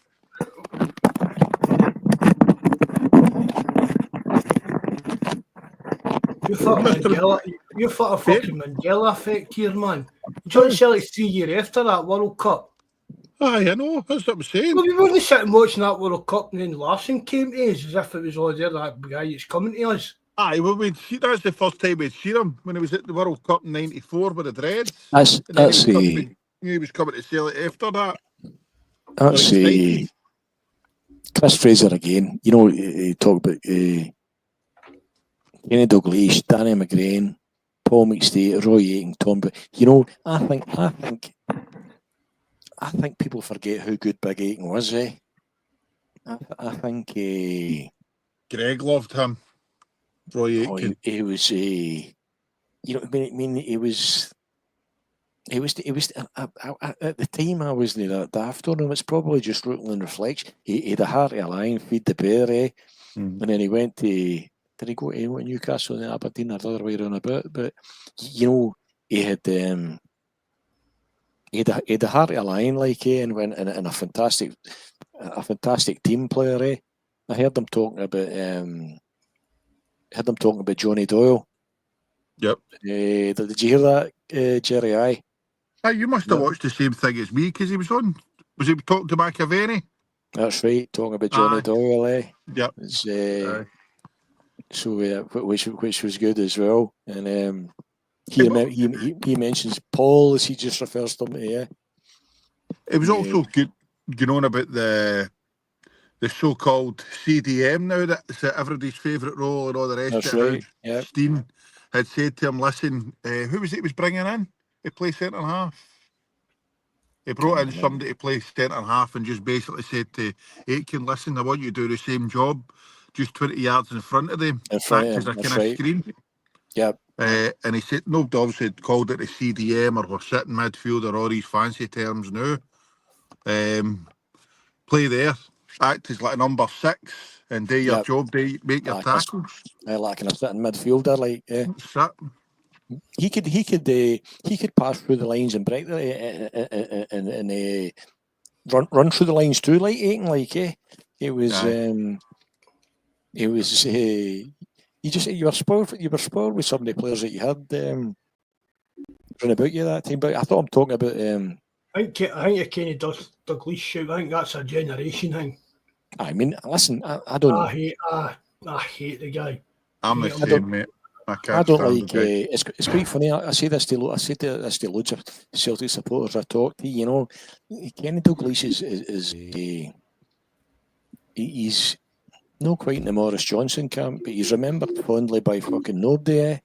And he's I don't particularly like the guy. The reason I don't like him, the reason what switched me off was I remember him being interviewed. As Liverpool manager. I've maybe said on here before, and they said to him, "Your other Celtic won the league of days. What you talking to me about Celtic for? I'm the Liverpool manager, and I thought that right, Kenny." But he's a bit kind of Rodgersy. It's about him. You know what I mean? It's all about him. by all accounts, he was as tight as a duck's arse as well, eh? He wouldn't pay 21 at Pontoon. No. It's so I would never, but what a player he was, eh? And saying that, you're talking about great players in World Cups. I think I maybe said to you before as well. I don't know what made me do this. I mean, as a lad, getting into Hampden to see Scotland playing Argentina when the Maradona was a boy. Diego Armando Maradona made he played up front for Argentina. In Argentina, I think 1-3-1 from memory, and Douglas was playing that day as well. Best player I saw with my own eyes was Maradona. Kenny Douglas is like Marmite, brown and slimy. I don't think I contacted McStay when he was coming before he came to raise the flag the other week there, and I said the same thing to him. I said I've compared every Celtic midfielder to you since you left the club, and I've not seen anything better since. And I said to him there was a poll, the Celtic support for the four best post Lisbon line Celts, and it was Danny McGrain, Henrik Larsson, Kenny Douglas, and yourself. Hard to argue with that, eh? Aye. See, listen, John, I've spoke to folk that older that would say McStay would have probably got into that Lisbon Lions team. Yeah. I think it was in place of, who was it? Murdoch? Bobby Murdoch, aye. Aye, in place of Murdoch, but you got to remember, see after Celtic won in Lisbon, Herrera came out and said they were asking Herrera questions, and Herrera said, let's talk about the best. Let's talk about the player who's the best in the world in his position just now. Yep. Bobby Murdoch. But see that, John, Jerry, I don't think that's fair to compare players with generations. No, of course not. I mean, we've all seen all the videos, like what you're talking about there, John. Maradona, the way he get kicked up down a park and stuff like that.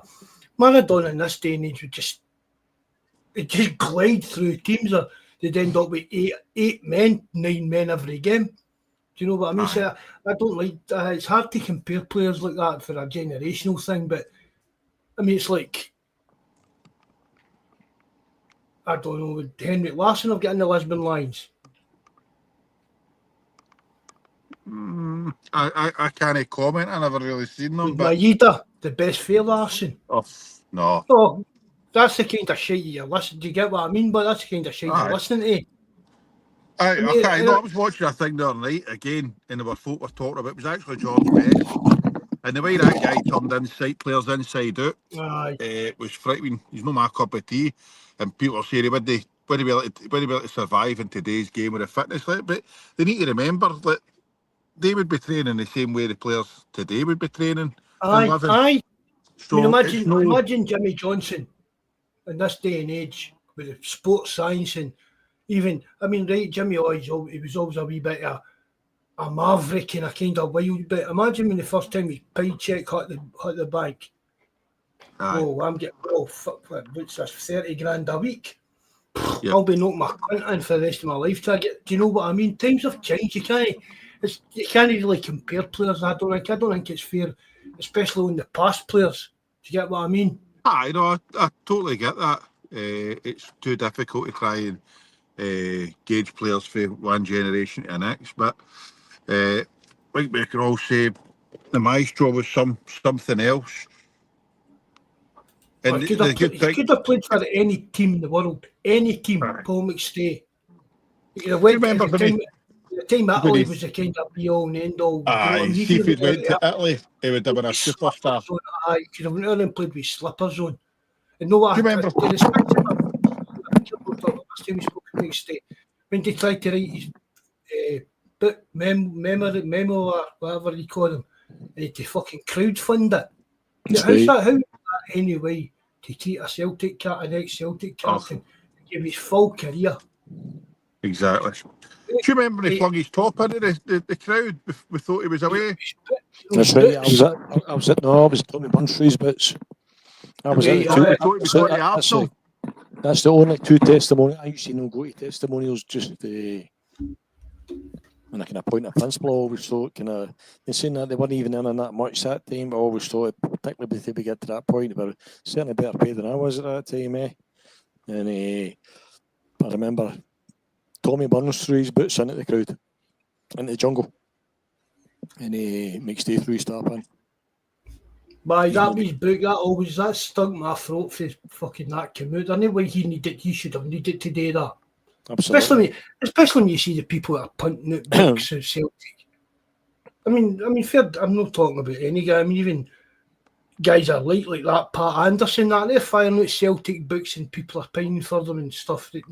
But for a guy like Paul McStay, you need to try and crowdfund a fucking autobiography. It was really, really poor.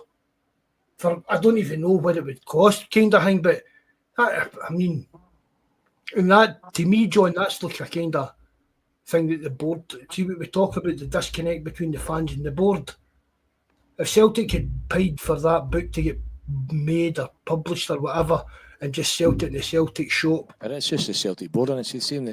But they'd have made their money back, and Paul McStay would have been made his money, and who would give a fuck? True. Signed copies. Imagine he was in that superstore the other day for the flag signing, doing live signed copies of his autobiography that the board had paid for him to publish and splitting it 50-50. I mean, I don't know. People I've spoken to have said maybe he's kind of fell out of loop because he moved away to Australia, the other side of the world and stuff like that. But did Celtic offer him anything to stay here for? They should have had that ambassador's job. Aye. Was it no McCann that overlooked him for jobs and all that and knocked him back? Did no have a fallout with McCann? Aye, because he was getting offered a contract, and then Fergus said, well, wait, to know this injury problem you've got and that, and cut it to the bare minimum, tried to pay him pennies and stuff like that. I mean, I get people going off Fergus, no getting into it, we know Fergus made some mistakes as well. Fergus was tighter than Peter Lowell. Nobody can say that's not true. Aye, but he still wouldn't have put up with half the shit that Law would have put up with the Huns and the league and all the rest of it. 5-way agreements, but I agree he would have squeaked when he walked. Right, we call that a night then. Just 29. Back Thursday night or what? Aye, hopefully, aye. John, do you want to get your team for Thursday since we've got a big pool to pick for? Fucking picks itself, does it not? We don't know. Do you want to stay out? That's only 20 to 9. We'll stay out to the 11 p.m. deadline and see if we sign anybody. Oh, for fuck's sake, you're fucking... Jeez. Where is the deadline tomorrow? No, well, when do we play? Wednesday? Aye, 11 p.m. Tomorrow, 11, innit? Aye. Celtic, We'll go live then. If Celtic sign anybody for the Champions League, they'll make the signings after the draw, after the qualifier. But see the thing, John, right, and I don't know if you were there or listening, we were speaking about it earlier.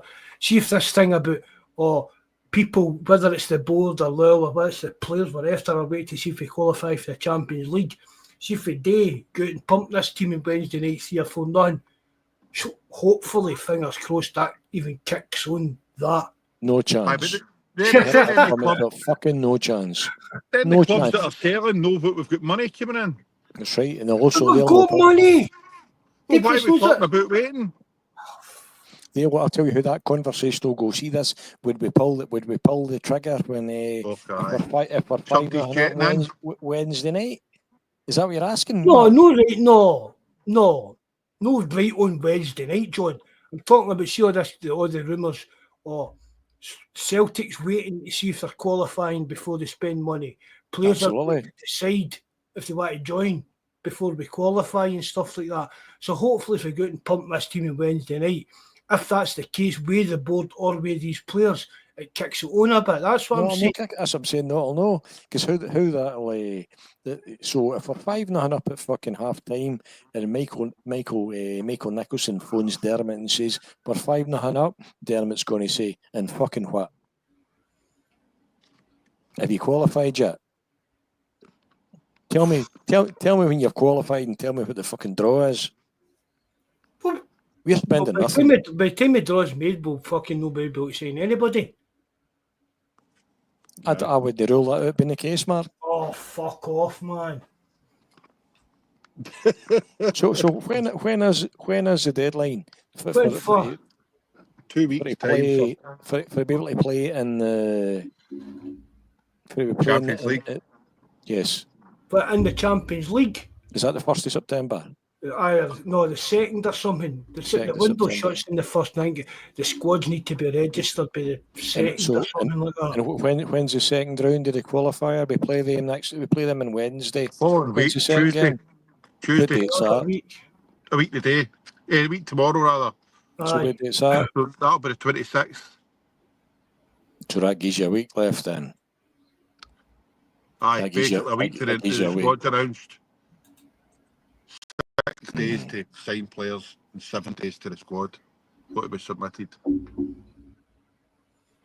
You're fax saying there's machine will get broke. The what? The fax machine will be broke. I can't Don't get the remember. fax in time. When was the last name? You'll know what a fax machine is. Have they stopped using that? Oh, you don't use fax. I can't be the last. Jeez, I can't be the last ever seen a fax machine. Fuck. I don't get it in office, mate. Only time I'm in an office when I'm getting into trouble. That's what they mean when they say who gives a fax. Aye. They don't give a. Is So it what's your emails? prediction, Mark? What do you think, Mark? Are you going to be bringing 6 players? Trust the process. I never say 6 players. What we bringing in? What, before the transfer window shuts? For the 2 second loans September. and 1 signing. Before the transfer window shuts, we'll bring in 4 or 5 players. You reckon? Aye. After we've qualified in that last week. Well, no, Are they there's got 2 to be weeks. first No, team there's ready two, players? there's 2 Are they weeks got to to be go. projects? There's still 2 weeks to go in the transfer Yeah, but window. They're doing nothing for me until you've qualified. But this is just what fucking Celtic do year after year. Leave it Right. late. People going, oh, mind Dan's got all his players in, boy signings in early. No, he didn't. We get loans in. We get Yacht and Carter Vickers in and loan the last day of the window. But we can't talk about that. Right, Joe so- Hart, the so- season it started when Joe Hart would come in. So we're not getting anybody in. There's nobody coming in before Wednesday. That's a given, Aye, fair dues. right? So when are they coming in? Well, week Wednesday. after Wednesday, then I'll be. We shouldn't need signing for Wednesday. That's what I'm saying. I don't think they'll hit the big green button until you've qualified.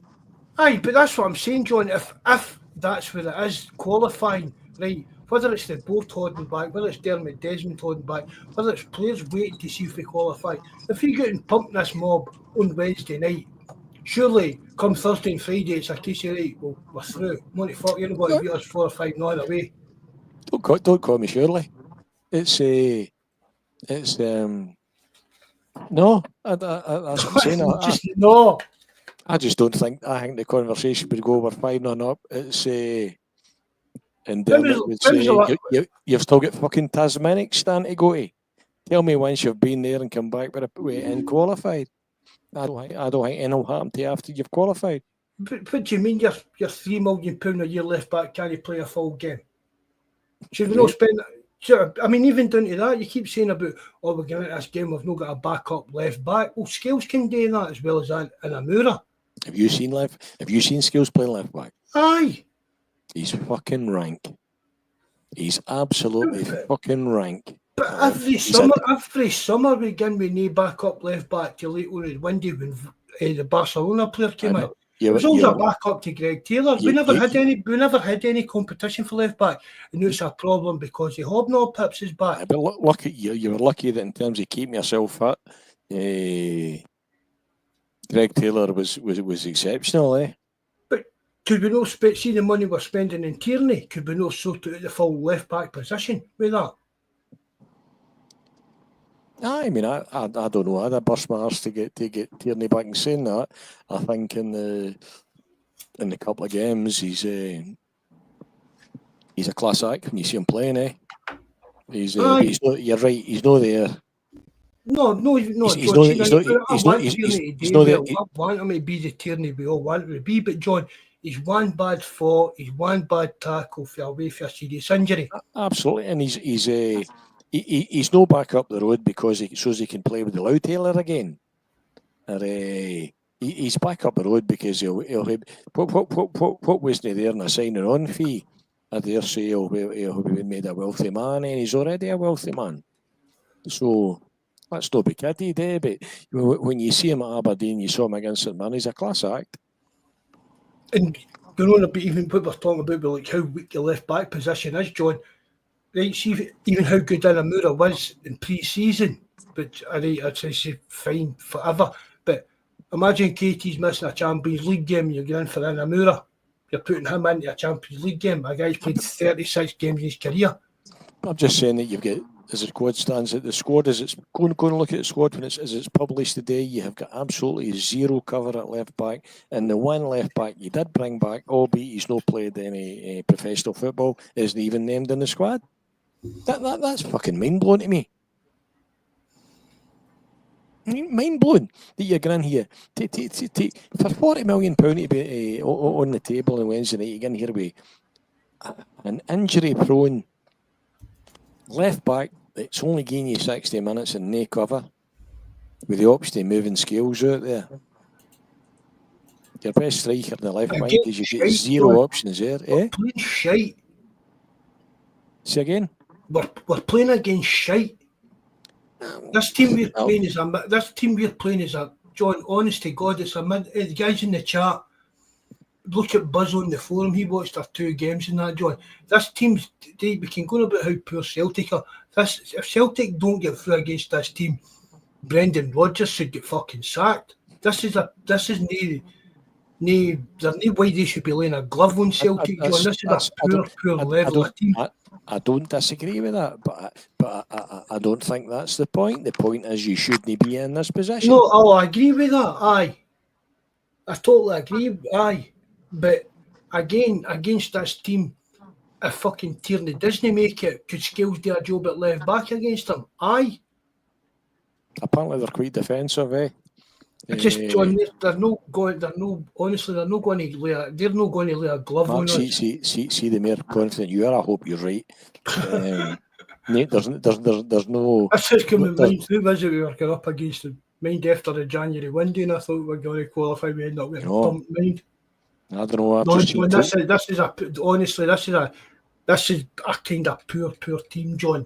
I just always think somebody's got a puncher chance. It's I know I'm just probably being paranoid. I hope I'm 100% wrong and you're 100% right. But I'm not expecting Celtic to beat. But I just they've played 19 games. They've been through 3 rounds already. Celtic's 3 games in. But we're worrying about how we got to travel out there. How are they worrying about travelling out here? Check their forums. It's all guys like that. Oh, we've got to get pumped. Imagine that travelling away to Scotland and it's freezing cold and everything out there. Mm-hmm. Freezing cold? Is that no biling out there? Listen, I tell you one thing. Where are they? Kazakhstan. Borat, kind of. Aye. One thing that I think people misinterpreted Rodgers and they vilified him last week when he said it's irrelevant how prepared we are or how good the squad is. I think he maybe chose. I don't think he's obviously not got a fucking degree in English either, Rodgers. And sometimes like the rest is you can use the wrong words. I don't think that's what he meant. But the point he was trying to make is we are where we are. That's the bottom line. It doesn't matter whether the club should have strengthened or whether I'm needing a left back and I've no got one and Midy's on his own, my best strikers at left. Doesn't matter. We are where we are and we need to get through. So I think he's moved. As I said, I think he moved being angry, disillusioned, to being pragmatic and think, you know what, I can. I need to do what I need to do with what I've got. What's your team for Thursday night, John? For Wednesday night, John? You don't even ask, do you? Well, we're back. You're going to Johnson, Who's your eh? keeper? Oh, Michael. Schmeichel, absolutely. Doing. I'd go with doing. No, big. Maybe. In fact, something come up today. It says, yeah, I know. Should be signed the other Irish keeper today. Is that right? The other Irish keeper, a young boy, 19, re-signed. No, is that right? Don't know, John. Is it No, is it Sil? No, is it Sil? No. Maybe I'm talking pish.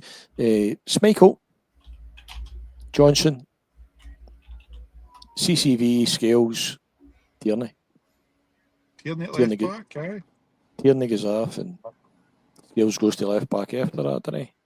And then somebody comes in to play lefty centre half. What's that? Middle of the park. Well, up front picks yourself because you've got no fucking choices, have you?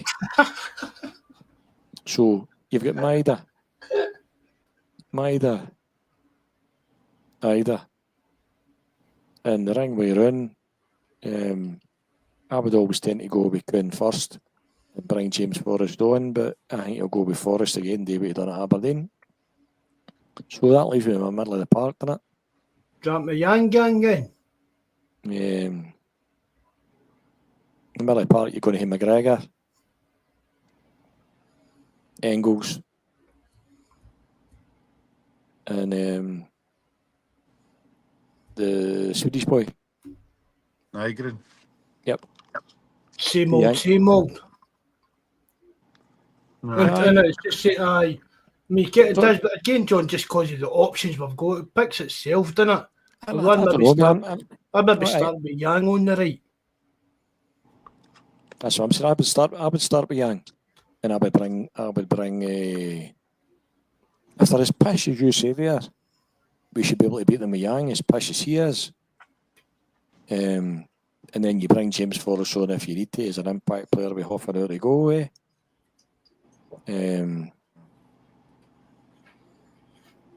But no, that's I think McGregor, Engels. I thought Engels showed enough the other night there.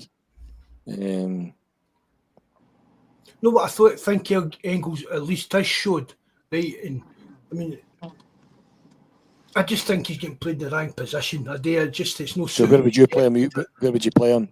He's got to be number 6, John. Play him as a 6, eh? Aye, he's got to be the kind of understood even to kill mark. I mean, we're going about James Forrest is 34, McGregor's 32. Yep. Do you know what I mean? But it's just, I think that's one of the things that with Engels, but it's either that or we might go Maida, Yang, and Vardy. I just thought I would throw that in waste your night. Jamie and Rebecca. What one would you fight first? What one would you want to fight? What one would you want to stand toe to toe with? Do you know what I mean? I tell you, a £2 million shot in your pay packet. He looks as if she's carrying more weight than I'm right enough, eh? Big lass. Big lassie. Who was that comment I missed at the start about somebody getting sent up the stairs would be good exercise for you? Was that you, Mark, that plotted your copybook earlier on? Who was that? John, that was Elon Musk cactus then. Aye. Elon Musk was calling Jack fat. That's shocking. Remember, that was when he put me Bawz best lines for the way he says these stairs are creating you and you can recommend fucking Weight Watchers. I've got some I'm telling your neighbour I've got some free samples of Slim Fast and that in the car if you want them. And then he took offence because she went nuts. Imagine offering your neighbour Slim Fast. Maybe you could use these. No, because she was like, he was pure shocked that she took offence to it. He was like, fucking hell, man. Right, guys, I'm going to jump. Aye, we'll finish that up. So, it's been emotional. Thursday. Aye, Jerry, aye. See all your positive. I come on nervous, but all your positive comments about how they've got no chance. It's just made you worse. Made me worse, aye. So you're No, helping. honestly, Aye. You're this helping is a not a fucking joke, Mark. This is a no. You better turn Honestly. your phone off on Wednesday, Mark, if they even score or even get up the park. Right, it's been emotional. You should. Right, good to talk to you, Jerry. Good See you night, later Jerry. on. Good night. Hail, Right, bro. Mark. Good Hey, crack. John, Good to thanks come very on much for and coming, bud. have the crack. Enjoy that. Right. Catch you later Right. on. Good You night, take John. care. Cheers. Same Cheers. to Good night. you. God bless. Cheers. Bless. Bye. Right, we don't know if anybody actually heard that or nothing. We just went for it again, but I hope you enjoyed what you did here. I said we'll try and be back Thursday to laugh at John because we'll be 5-0 up against FC Kairat. Trust the process. Hail, good night, and God bless.